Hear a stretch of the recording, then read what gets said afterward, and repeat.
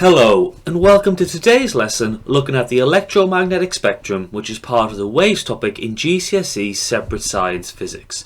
So in today's lesson we're going to try to define and describe the electromagnetic spectrum. So if we're successful and we learn in today's lesson, we should be able to define what an electromagnetic wave is, understand what the electromagnetic spectrum is, and describe the uses of the electromagnetic spectrum, which falls into the following part of the GCSE Separate Science Physics topic, waves. So we're looking at 4.6.2.1, the types of electromagnetic waves, and 4.6.2.4, uses and applications of electromagnetic waves. Now, an electromagnetic wave is a transfer of energy from one place to another place using the vibrations of the electrical and magnetic fields in the universe. So there are transverse waves that transfer energy from the source of the waves to an absorber. So the electromagnetic waves are themselves vibrations of the electric and magnetic fields. They exist everywhere in the universe, so electromagnetic waves can travel anywhere in the universe. Now, it's important to note that electromagnetic waves do not need a material to travel in. They are the material themselves. So as a result, electromagnetic waves form a continuous spectrum, and all types of electromagnetic waves travel at the same velocity through a vacuum or air. So it's important to know that all electromagnetic waves travel at the same speed as each other. Now, electromagnetic waves can all change their speed if they move through different materials. So the denser the material, the slower the electromagnetic waves travel. But it's important to note that they would all still travel at the same speed as each other. Now, the less dense the material, the faster the electromagnetic waves travel. Now, this is observed in the effect of refraction. Now, but it's important to note, like we said previously, all electromagnetic waves change speed by the same amount. So all electromagnetic waves will always travel at the same speed, which is a very, very important idea to understand. Now, our eyes only detect visible light and so detect a limited range of electromagnetic waves. So to clarify, an electromagnetic or EM wave is a transverse wave and does not need a material to travel in. Electromagnetic waves can travel through a vacuum like space. And it also has another special property: all electromagnetic waves have the same speed, c, which in air or a vacuum is 300 million meters per second, which is the fastest known speed in the universe. Now, we can calculate this wave speed from our wave speed equation. Wave speed in meters per second is equal to frequency in hertz times by wavelength in meters.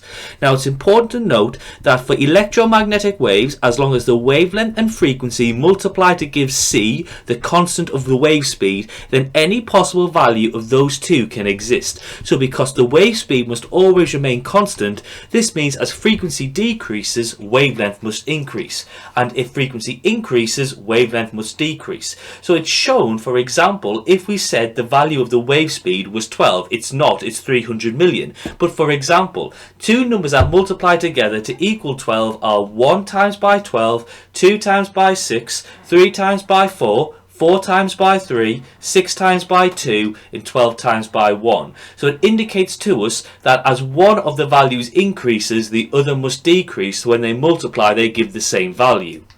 So like mentioned before, when frequency decreases, wavelength increases, and when frequency increases, wavelength decreases. So this means we can get a very large number of possible electromagnetic waves. You can have the low frequency long wavelength waves, and you can have the high frequency short wavelength waves.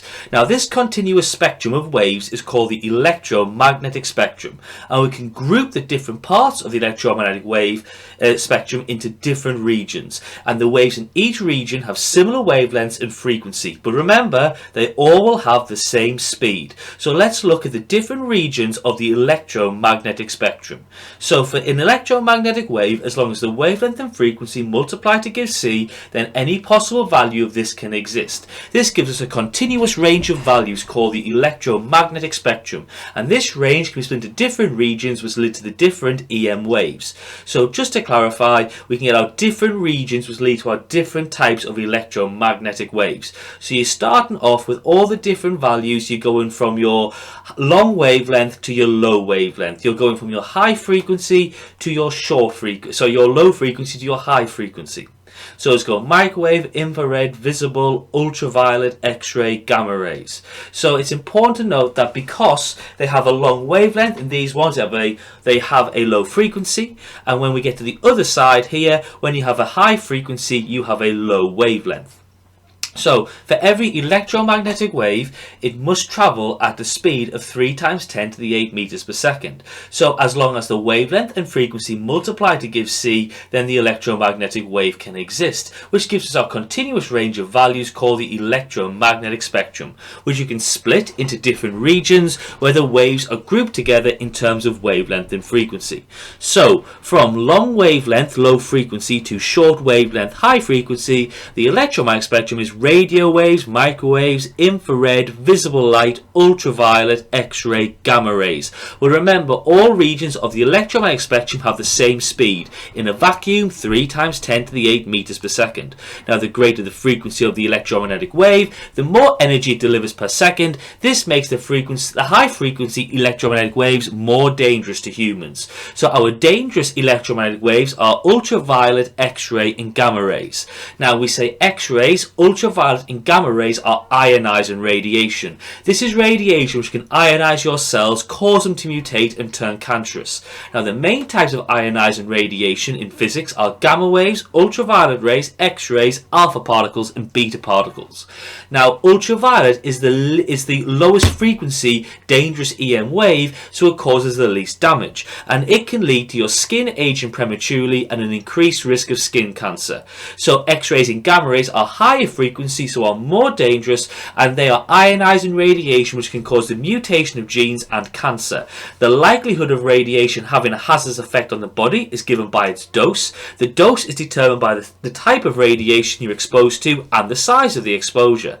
Now, it's important to note that the size of the exposure of the body to the radiation is just as important as the type of radiation the body encounters. Now, radiation dose is measured in sieverts or SV.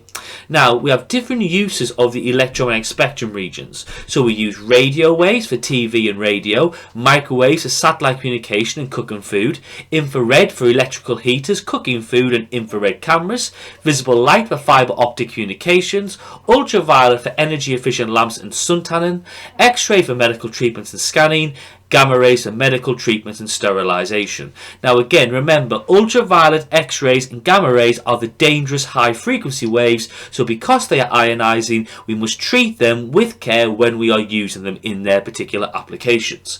So what have we learned in today's lesson? Electromagnetic waves are transverse waves that transfer energy from the source of the waves to an absorber. Electromagnetic waves form a continuous spectrum, and all types of electromagnetic waves travel the same velocity through a vacuum or air. The waves that form the electromagnetic spectrum are grouped in terms of wavelength and their frequency, going from long wavelength to short wavelength, or low frequency to high frequency. Radio, microwave, infrared, visible light, ultraviolet, X-ray, gamma rays.